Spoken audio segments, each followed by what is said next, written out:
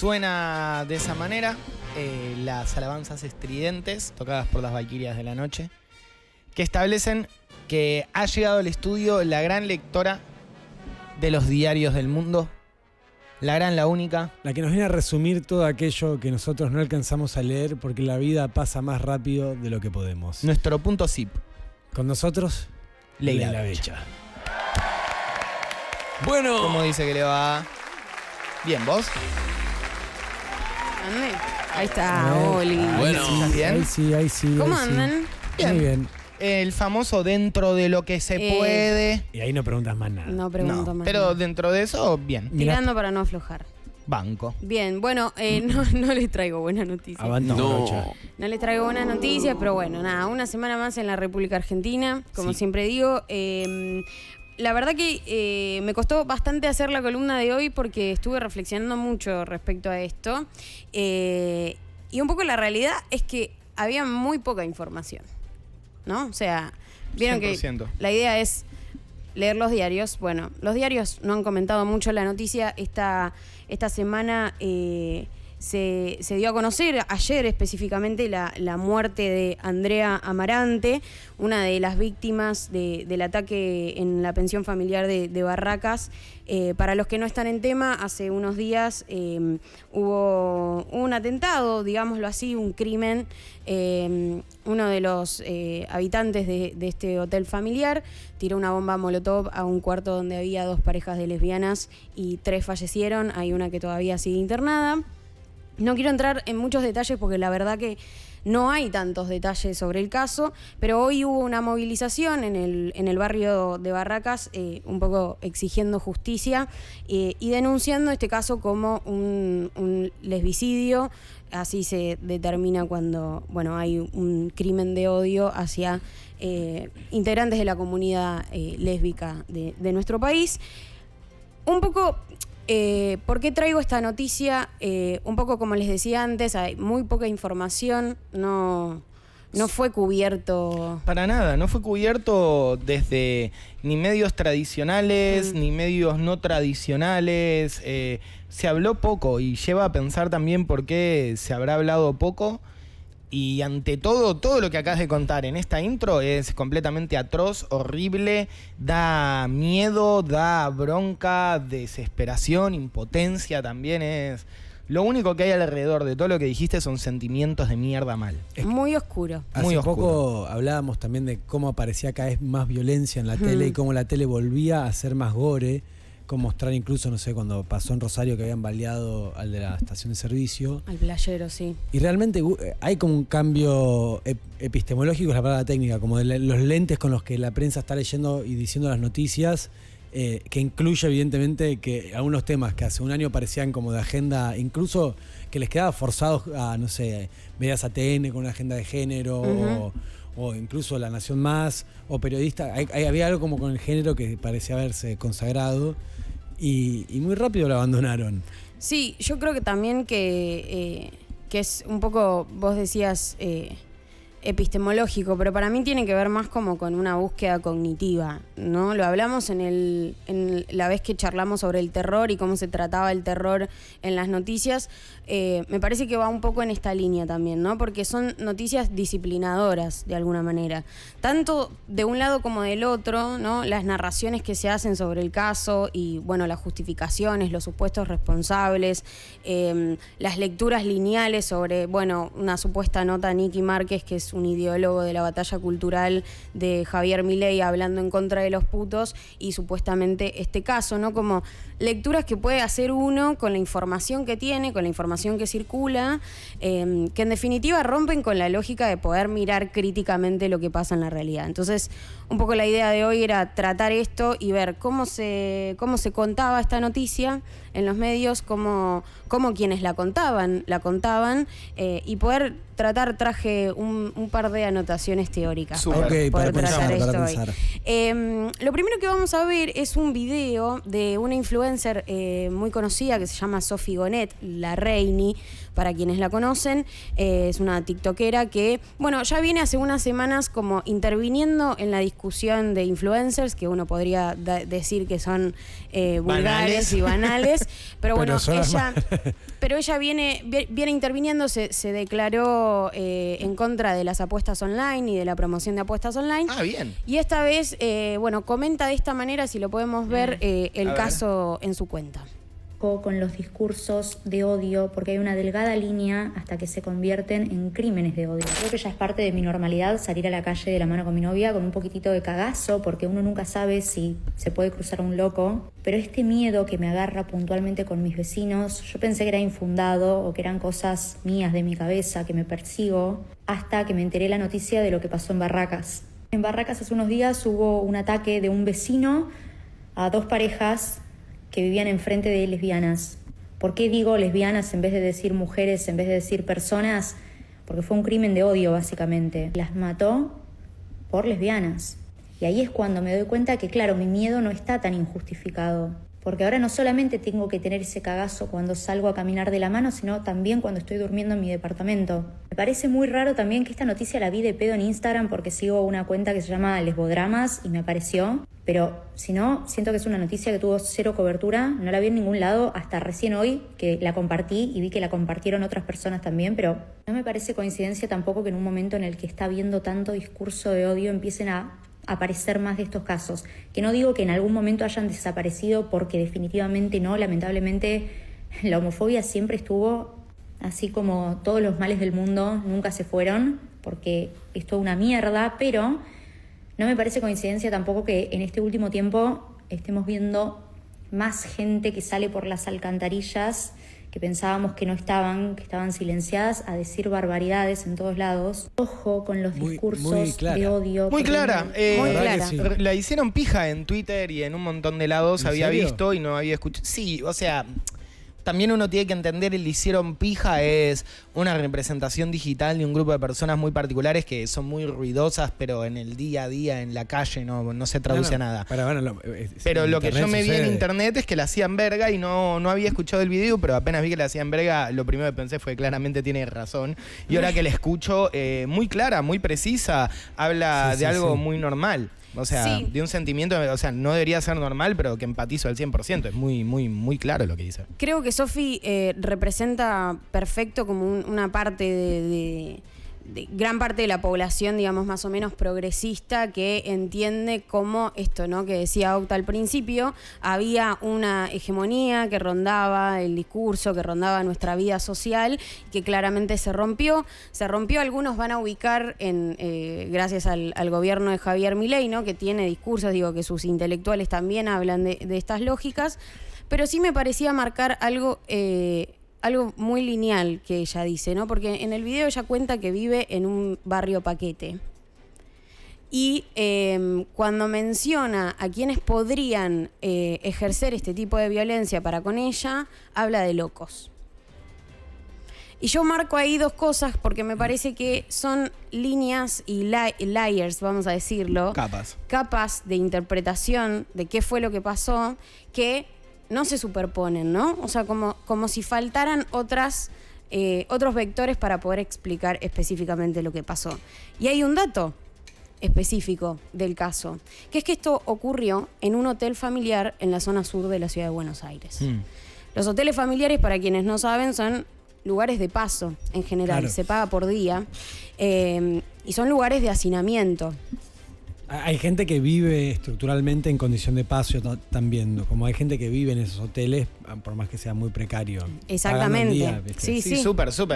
Es lo que... Sí, completamente. Se llaman hoteles, pero la vida sucede ahí, ¿no? Y cuando no tenés un peso partido al medio y te cuesta mucho conseguir ese peso partido al medio y sin embargo querés estar en un lugar y vas sacando día, pues es como pagar un alquiler día por día para poder subsistir, pero no es... Es la precarización máxima. completamente. Es una vida muy precaria, es una vida muy marginal, lumpen, podríamos decir incluso también, y es un vector, una capa de entendimiento que me tomé el laburo de buscar en las notas que se habían escrito respecto a esto.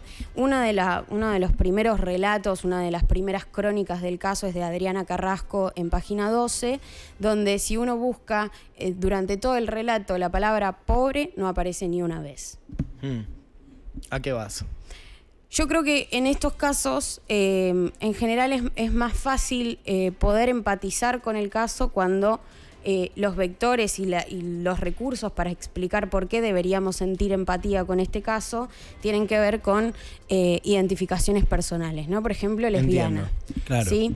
Entonces, yo me pregunto en parte si el aspecto de la pobreza de este caso específico no se toma en cuenta para no caer como una especie de paternalización cuando intentamos visibilizar el caso. Vos decís en idioma bostero que la gente tal vez elige no decir, bueno, eran personas que estaban viviendo en un hotel familiar para no darle como más aristas de tipo y encima esto y lo otro, cuando el hecho fuerte y quilombero, que yo digo quilombero sin entender la etimología de la palabra, el hecho complicado es que cayó una persona y le tiró una molotov a 4 lesbianas.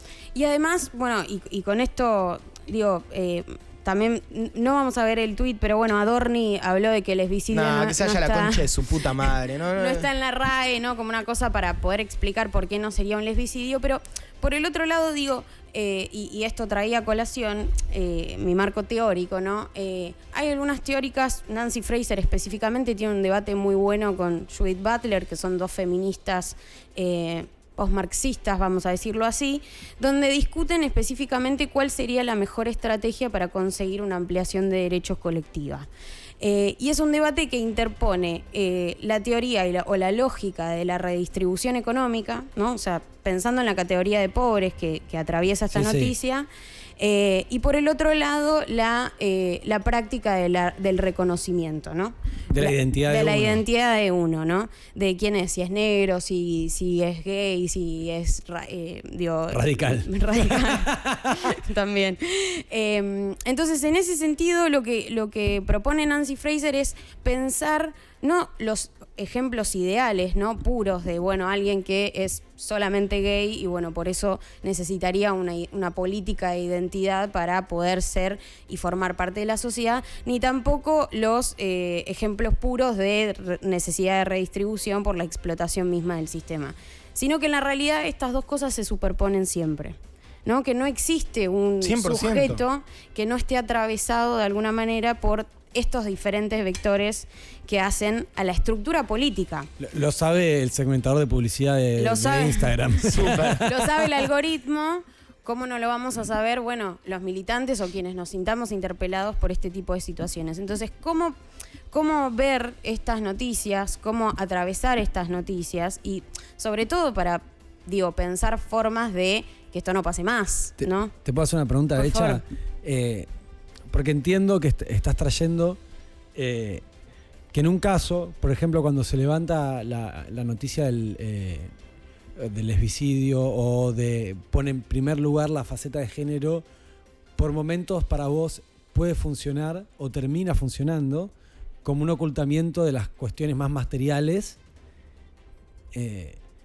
pero después podría ser pero después trajiste a Fraser para decir un poco lo contrario también. Claro. Exacto. Sí, porque no es lineal, digamos, ¿no? No es una cosa o la otra. Claro, voy a decirlo muy guaso, o eran pobres o eran lesbianas, bro. Claro, elegí. no es que no las mataron por lesbianas. Claro. Sí las mataron por lesbianas. Las mataron por lesbianas y las mataron por pobres.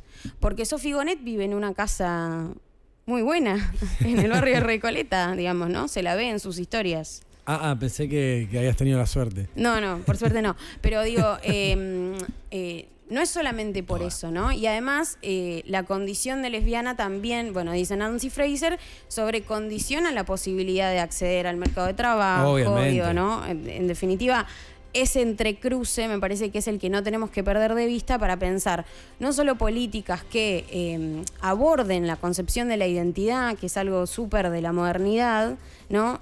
Cuando la socialdemocracia responde y dice, che, bueno, nosotros vamos a distribuir y el estado de bienestar funciona, lo que termina sucediendo es que se invisibiliza esa capa de la clase, de la pobreza, de la marginalidad, del lumpenaje que provoca este mismo sistema, Que es hace que central para además estos conflictos. que hace que además también las lesbianas tengan estos problemas, digamos, ¿no? Entonces, hoy la idea era un poco reflexionar respecto a eso. Es algo que me viene atravesando porque en definitiva termina anulando un debate estructural, que es que hoy estamos todos más pobres, ¿no?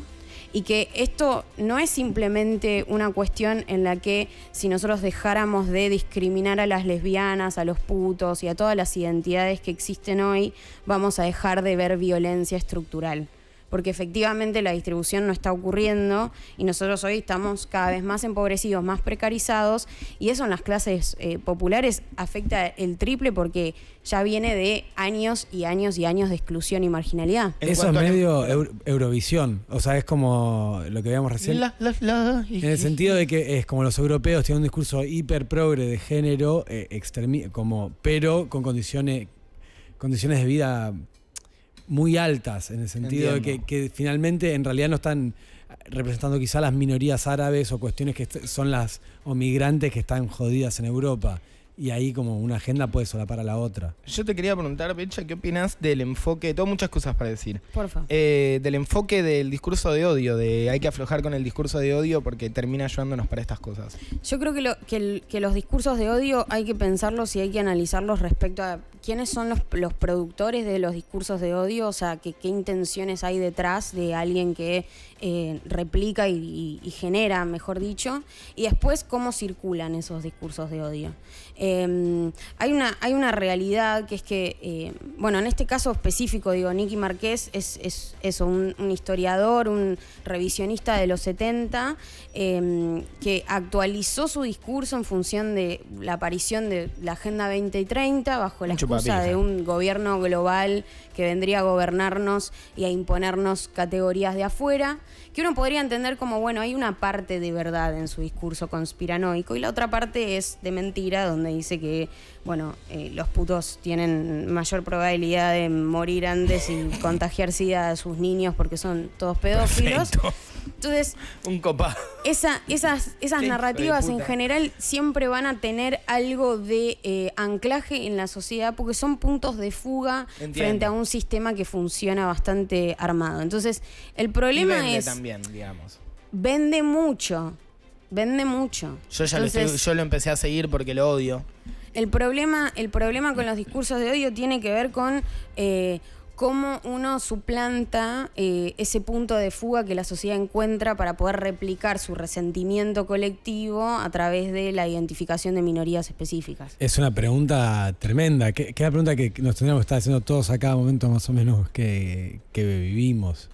¿Cómo haces para no generar resentimiento en una sociedad que tiene 60% de pobres? Exacto, Bueno, que tiene una herida muy grande. Y también quería hablar un poco de eso, ¿no? Y esto ya no va de al lado de una herida, porque me parece que la intolerancia o la homofobia, incluso como lo más etimológico de la palabra, gente que realmente no puede comprender algo, queda completamente trulado del cerebro y eso le genera un rechazo total que se desencadena en odio.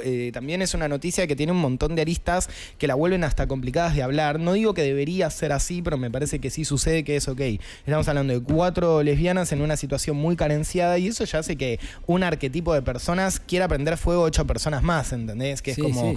Odio a los gays, odio a los pobres, y vos es como, ¿cómo mierda le traigo a la sociedad este tema? Lo hablemos de una manera adulta, responsable, vamos a hacer algo para pensar, construir, para que estas cosas no sigan pasando, pero al mismo tiempo no triggereo a todos estos hijos de puta que necesito que formen parte de la conversación. Yo tengo la respuesta. ¿Los matás a todos los intolerantes hijos de puta? No, tenemos que trabajar cada vez mejor cada uno en lo nuestro. Porque también la cosa de pensar todo el tiempo en convencer a otros, hay que hacer uno ya... No, igual, perdón, se entiende, pero yo no lo digo también pensando en por qué no lo hablan algunos, por qué también otras personas, algo de tipo, che, prendieron fuego a 4 personas, punto, córtala, chao. Encima, si tenés los ojos abiertos como para ver la profundidad de eso, te das cuenta de lo grave que es el asunto. ¿Qué es por qué mierda mirás para el otro lado? Yo creo ahí, Tommy, que hay un tema, que es que no existen hijos de puta que odian pobres y putos. Como, bueno, obvio, digo, entiendo. como parte de la sociedad. Igual sí existen. existen, pero no como parte de la sociedad, digamos, ¿no? Son personas que el sistema jurídico podría tranquilamente penar y mandar en cana porque cometieron un crimen, digamos, ¿no? Porque tienen un crimen de odio, el artículo 80 del Código Penal lo establece así. Entonces, hay una particularidad que son personas que están siendo más o menos productivas para una sociedad que los alberga, que les da de comer, digamos, que los contiene. Entonces, esa tensión entre un individuo que comete un crimen de odio, no importa, y la sociedad que misma le da de comer en términos simbólicos, digamos, ¿no? Que le es funcional, sí. que lo permita hace parte, tener dentro. Es una tensión que uno tiene que resolver, no identificando particularmente a estas personas como si segregándolas alcanzaría para no seguir produciendo esos mismos discursos y esas mismas sino entender, claro, qué es lo que lleva a que ¿Qué es lo que lleva a que la gente tenga tanta violencia acumulada? Boca Juniors, tal vez no es mentira. No, es que también es eso, es un problema de ansiedad en el cuerpo, es un problema de violencia no sublimada, que es una violencia que se tiene ya antes, y es económica, es simbólica. ¿Qué es lo que ibas a decir vos? Que entiendo lo que no se trata de convencer a nadie, se trata más de ser real con lo que uno siente y quiere decir. Igual ya no me acuerdo exactamente qué hablamos. Perdón. No, ¿Cómo lo resolvés? Cada uno haciendo su parte. O sea, nada, que los dirigentes den de comer a la gente, que uno pueda vivir en una casa. Pero ahí sabemos que acá en Argentina, mi proyecto de vida no sea un problema. Acá en Argentina hay una parte o sea, el gobierno no le interesa la misma agenda. Entonces no depende de ellos, sino depende más de nosotros. De cada uno de los ciudadanos. Y ahí es, por ejemplo, realmente... Porque pensar, no, el gobierno lo promueve de alguna manera. Obviamente. Y la pregunta que vos hacés, Becha, es muy linda, que es ¿cómo la hacemos para aliviar la existencia de las personas? ¿Cómo hacemos nosotros para hacer...? Y es, bueno, que esto esté bueno, que cuando uno vaya a tocar esté bueno... Es medio naif, viste, la respuesta. Depende de esto, cagamos. No, bueno, es que pará, bueno, entonces pará. Tommy, tenés que darlo no podemos todo tomar merca antes de salir al aire, las orgías se cancelan. Las guerras de la historia de la humanidad dicen que es todo al revés, hay que tomar más merca. Más orgías. Y sí. Yo no sé si me da el cuero. Bueno, es que en realidad te morí después, o sea, termina la guerra. Quiero ir hasta así nos va, chicos. Es muy interesante, es muy triste también. Y sin embargo me gusta que no haya un enfoque nihilista y tampoco un enfoque infantil o inocente de decir, bueno, ¿cómo hacemos para que nunca más pase? No, hay que empezar a ver eso, mirarnos un poco a nosotros y decir, bueno, ¿cómo podemos realmente estar todos mejor? Los grises, o sea, realmente yo, perdón, pero como a mí me pasó que este tema, de hecho, me escribió mucha gente como diciendo, che, no vas a decir nada sobre esto y como... Pará, loca, o sea, soy lesbiana y acaba de pasar algo terrible y quiero protegerme, ¿entendés? Sí. Como quiero pensar un poco más en qué sociedad vivo, si realmente tengo que salir con miedo de la calle pensando que me van a matar, que un loco me va a matar y pensando qué sociedad estoy construyendo si efectivamente estoy diciendo o teniendo miedo de que un loco me va a matar todo el tiempo. Como que eso también me parece que es una pregunta que nos tenemos que hacer, como, che, no estoy suficientemente consciente de mis privilegios de clase, tipo, yo fui a la universidad, tengo un trabajo, conozco gente, tengo red de contención, puedo pagar mi alquiler. Ese nivel, que digo, no privilegio. Eso es lo que evita que alguien venga a tu casa y te tire una molatón. Eso es lo que hace que mi vida sea potencialmente mucho más esperanzadora que otras. Sí, sí. No como privilegio, así como tipo, soy re privilegiada, pero sino como decir, bueno, acá hay otra cosa. Uno solo puede mirar el futuro y pensar, se vienen cosas intensas. Pero vamos a estar nosotros. Hay que laburar, vamos a laburar. Nosotros. Me gustó lo que dijo Leila Becha de tirando para no aflojar. Leila, ¿dónde te encontramos para seguir consumiendo tu data como falopa? @Leila Becha y voy a tirar el chivo hoy todos los domingos a las 8 de la noche por YouTube y por Twitter. Hipótesis de conflicto en Seibo, Argentina. A ver. ¿De qué hablan ahí? De todo, política, cultura general, un poco y un poco. Entrevistamos gente. ¿Con quién estás? Nos divertimos. Con Sasha Pack. Muy capo. Muy capo. Sí, estaba buenísimo. Los estoy mirando atentamente. Me gusta también que tengas los puchitos al lado. Fumamos en casa. Sí, me gusta. La Nata lo permitió. Los 90, la loco. Nata caminó para que nosotros podamos correr. Y porque tampoco podía correr la Nata, pobre, porque fuma mucho.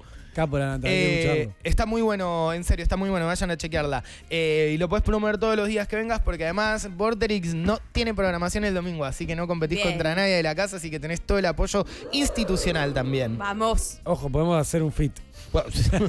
O un on-fit. Un fit. Oh. Es de primera, no lo tenemos ahí, si no te lo tiramos de una. Elegí la siguiente A ver. canción para vos, Leila. Ay.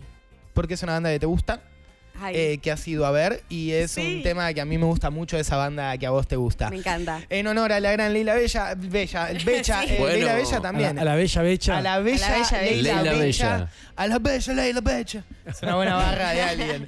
Esto es Royal Blood haciendo I Only Lie When I Love You.